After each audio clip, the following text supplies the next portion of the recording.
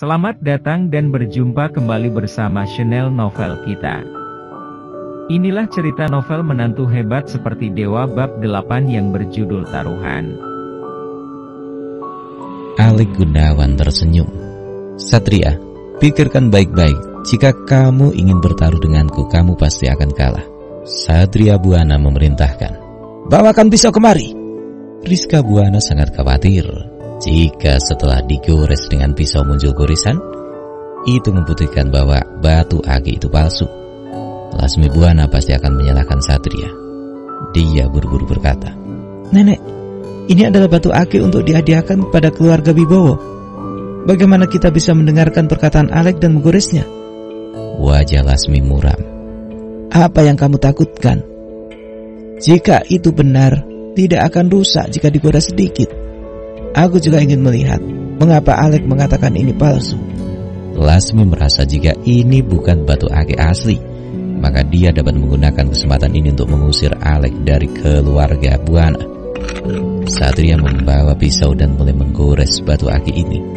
Sesuatu yang tidak diharapkan semua orang terjadi. Setelah digores dengan pisau, tertinggal goresan yang dalam di permukaan yang halus. Wajah Satria pucat. Dia tidak bisa mempercayai fakta di hadapannya. Tidak mungkin. Bagaimana ini bisa terjadi?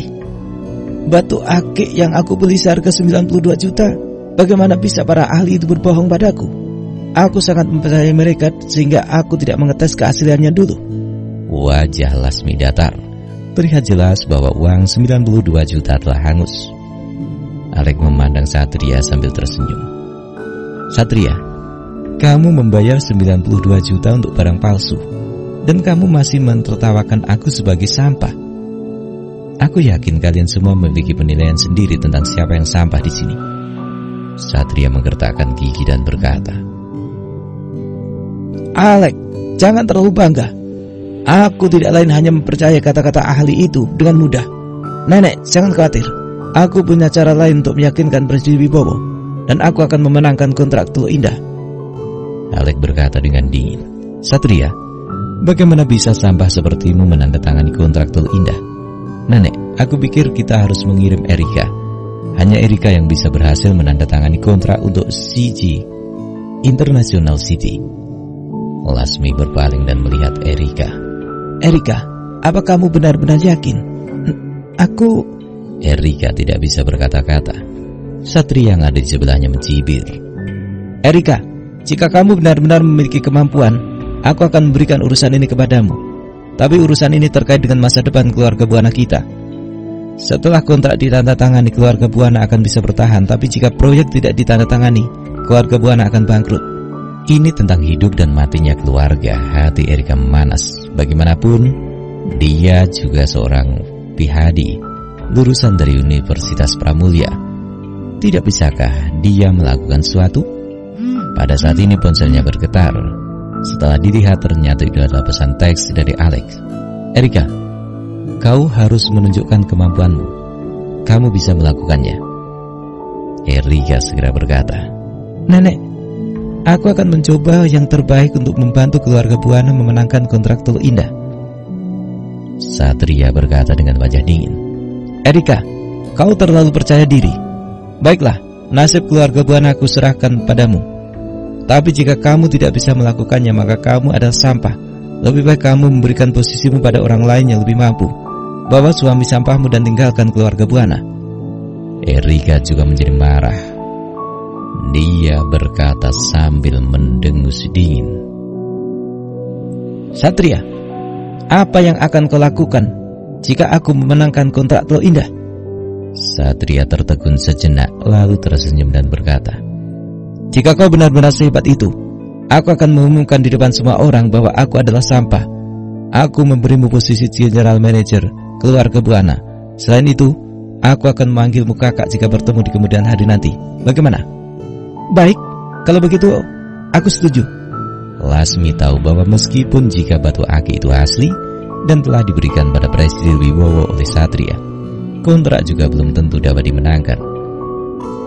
Membiarkan Satria pergi hanya untuk memperjuangkan kesempatan ini, karena sekarang terjadi masalah, lebih baik membiarkan Erika mencobanya.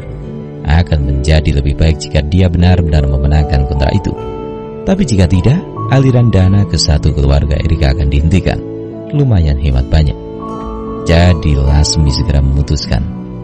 Erika bertanggung jawab atas negosiasi dengan keluarga Wibowo. Keluarga Buana memberikannya dana spot 400 juta. Sementara itu di rumah, orang tua Erika baru saja kembali dari perjalanan dan mereka juga menghadiri pertemuan keluarga hari ini. Begitu Erika memasuki pintu, dia menemukan orang tuanya sedang bertengkar. Saras Darmono berteriak pada Ferdi Buana. Keluarga Buana kalian memang sampah. Aku menikahimu karena kamu adalah anak keluarga dari Buana. Tapi kamu sangat mengecewakanku. Apapun tidak bisa, bahkan statusmu dalam keluarga saja lebih rendah dari keponakanku. Satria mengganti sebuah villa dengan taman di pusat kota tahun lalu, sedangkan keluarga kita masih tinggal di rumah tua di pinggiran kota. Bahkan pendapatan bulanan adik sepupumu sudah melebihi milikmu. Kehidupan seperti ini tidak bisa dilanjutkan. Ferdi menghela napas dan tidak berani membantah. Dalam keluarga ini statusnya hanya sedikit lebih tinggi dari Alek. Dia mengirim sinyal bantuan pada putrinya. Erika kemudian membujuk. Bu, jangan marah. Satria memang selalu bisa membuat nenek senang. Uang yang dia keluarkan untuk membeli rumah bukanlah uang bersih. Tidak perlu iri. Saya rasa masih marah. Erika, apa kamu tidak melihat bahwa Satria sengaja membuatmu marah di pertemuan barusan? Semua orang tahu bahwa kontrak Teluk Indah tidak bisa dimenangkan siapapun. Dengan status setinggi keluarga Wibowo, bagaimana dia bisa bekerja sama dengan perusahaan kecil seperti kita? Tujuannya adalah untuk mengusir keluarga kita dari keluarga Buana. Mengapa kamu dengan bodohnya menyetujuinya? Alek menyela dan berkata, Bu, kamu jangan berkata seperti itu. Bagaimana kamu tahu bahwa Erika tidak dapat memenangkan kontrak Teluk Indah? Jika Erika menandatanganinya, tidak hanya mengejutkan semua orang, mungkin nenek akan memberikan posisi general manager kepada Erika. Begitu dia senang. Saras dengan marah berkata, apa yang sampah sepertimu ketahui? Apakah menurutmu kontrak keluarga Wibowo begitu mudah untuk ditandatangani? Ada lebih dari selusin perusahaan konstruksi besar dan kecil di kota Jakarta.